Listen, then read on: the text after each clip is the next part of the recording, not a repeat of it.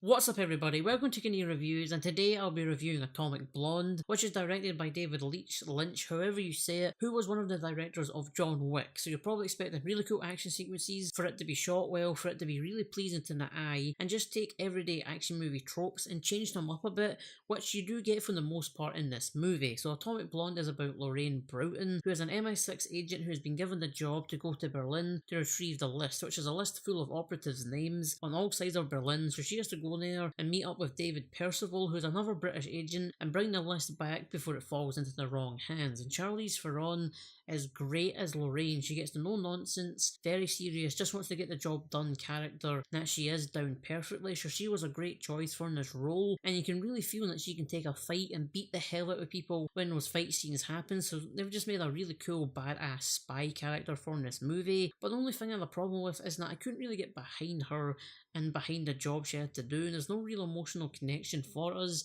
to really get behind her to go, yeah, go get that list after everything that's been happening, you just have to get it. And there's nothing really there, which bothered me because there is a thing in the plot that they could have explored more and made an emotional connection for her. So you feel like that could have been a really bigger connection and give it more of a punch if they explored it more and show how it affects her as a character.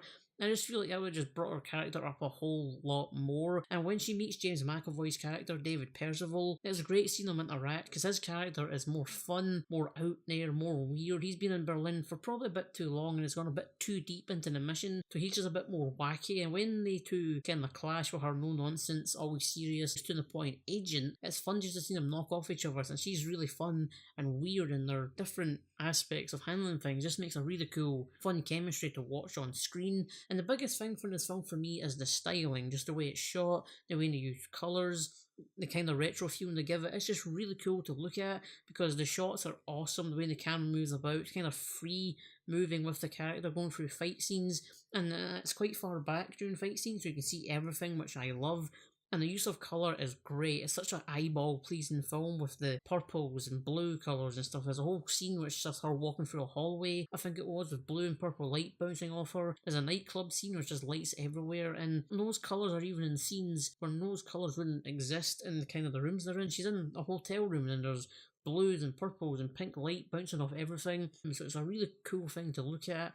And I absolutely love the retro feel they gave it. It feels like in the 80s. It just made it feel like a classic spy movie, especially with the equipment they have, because you see her when she bugs people to listen in their conversations. She's listening there with big massive headphones, big massive tape recorders, having to cut up pieces of tape and stick them together to make the evidence. It's just a very classical retro spy feeling movie, so I really enjoyed that. And then there's the action scenes, which are great when they happen. There isn't a lot of them. I actually wish there was more, since there's a lot of cool elements in there. They're just really fun when they do happen, and I'm really glad it's a lot more brutal and faster than the trailer showed it, because the trailers made it look like that was slow, very sluggish, and way too choreographed. It's like they were telling themselves in the scene, okay, I'm going to come in now, you're going to punch me, okay, you punched me, I'm going to move out the way, my friend's going to come in now, you're going to block it, you're going to hit my way. It just felt like they were talking through the scene as it was happening in the trailers, so I'm really happy the film isn't like that at all, because that worried me a little bit.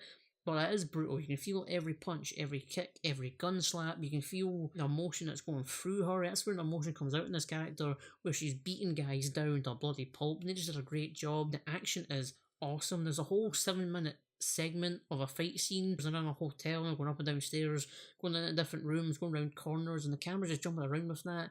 And that fight scene is brutal, and just the different aspects to go through it, it's just really great. And I think if there was more fight scenes, the film would jump up to more of a John Wick tier level of an action movie. David Lynch and the people that did John Wick and all that stuff have their stuff down. This is the way action should be. It should be really open, you should be able to see everything, and you should feel every goddamn hit. The action is awesome in this movie, and the soundtrack's also great. So if you're an 80s kid or just like that kind of music, it's great to sit there and listen to all those songs you recognise and all that stuff. But sometimes I felt like it kind of could ruin a scene and didn't go with every scene they placed them in. Like, it could be a real emotional scene, an angry scene, like, oh wait, we found this out about this guy kind of scene or whatever, and then a really high-paced, fast, funky, fun 80s song would come on and kind of ruin it. And I felt like it was placed randomly. It sometimes felt like they just went, okay, we've got these 80s songs, let's use them, just put it in that scene, that scene, that scene, that scene. It felt like they just wanted to put it in stuff he actually let it down in places, which is quite annoying since a lot of the songs are really awesome and just good to listen to. And the overall plot of the movie is where the film kind of falls apart and where most of the problems is. I felt like they made it overly complicated and took on the espionage spy thing of who's who's doing what, why is this thing happening, who's doing this thing. It's just, I felt like they dived into that too much and tried to make it way more complex than it probably had to be, and that stopped you getting fully engrossed in it because some things felt random and just all over the place. It's like you were just going from different things for no real reason a lot of the time because it just feeds you plot. It's like, okay, here's some plot at the start. Okay, you're in Berlin now. Here's some random stuff that has nothing to do with it. Here's some more plot. Here's some more random thing. And it just does that too much and takes you out of it and stops you getting fully enveloped in this kind of who's doing what kind of story that they're doing.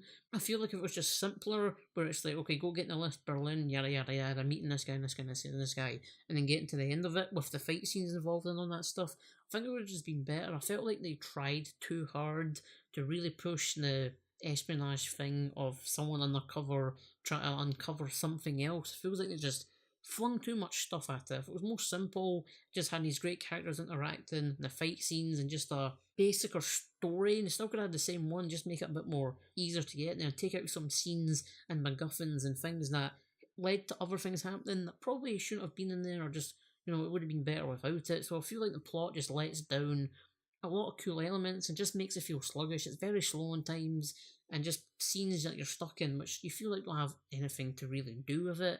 But there is things to like in this movie, and I feel like you should check it out, but maybe when it's out on Blu-ray or on Netflix, or you can just stream it somewhere. I don't think you have to run to the cinema to go see this. So I'm going to give Atomic Blonde a Gita bash. Like I said, there's some cool elements in it, the action cool, the characters are cool, the way they shot it and how it looks is really pleasing and just great action movie things, but some things just drag it down and make it feel slow, and something I don't think you have to rush to go see, but I would check it out eventually. So I'm going to leave this review here, guys. If you like the video, leave a like, leave a comment and tell me what you think of Atomic Blonde, if you've seen it and if you agree with what I've said about it and my score, just Atomic Blonde in general. And also don't forget to subscribe, as it does really help me out, guys. Thank you guys so much for watching and for your support. I love you guys, and stay tuned for the next review.